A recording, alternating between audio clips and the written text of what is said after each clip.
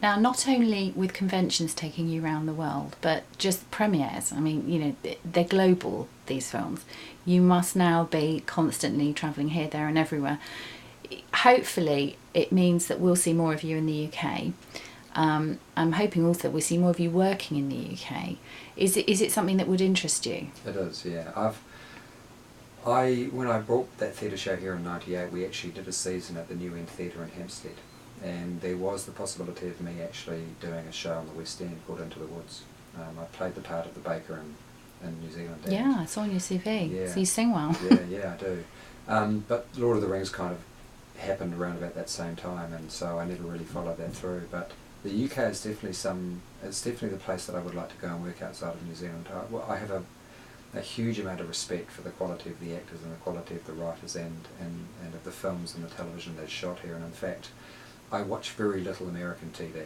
There are a couple of shows that I really like that are very, very high quality. I'm not enamoured of a lot of their shoot up stuff. I think that the scripts are all pretty much the same, and you know, I'm not really into people going around and blowing each other up. It's not something I really want to be a part of. Certainly the thriller and the thriller programs over here and the TV shows that you make. Sherlock, I think, is just the most amazing TV show. I thought The Office was one of the funniest things I've ever seen.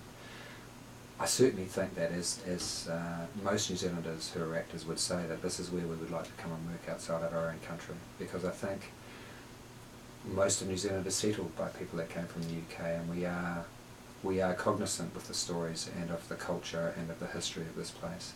But I think there is an attention to detail and artistry that the BBC especially and other filmmakers here have that the United States kind of ignores. They think that the more guns you have, the more explosions, the more it's going to make in terms of box office.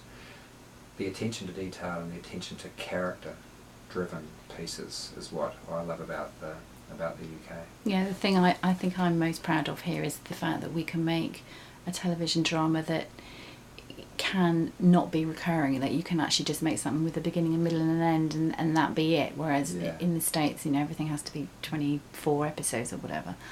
So is it similar to that in New Zealand, or is it different? We're starting to make some fairly good television now. We were a bit obsessed about making soaps, you know, and that comes from the production houses making them. They were looking more at a commercial aspect rather than creating work for writers to write really in-depth sociological dramas. They were more very kind of, you know, without putting the industry down too much, but they were more interested in the icing than the cake. They weren't really interested in the filling, they were interested in the fluff on the top.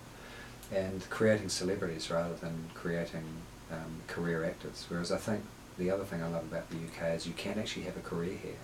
You can create a following for yourself because of your acting work rather than because of how many times you get seen coming out of Tesco's.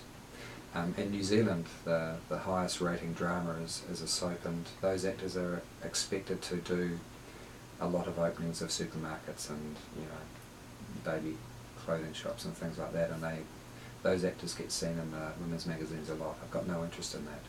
I am interested in the work, and I think the reason why I respect the industry over here so much is I think that the people here are the same. I think they respect people's body of work rather than the kind of fashion that they're wearing.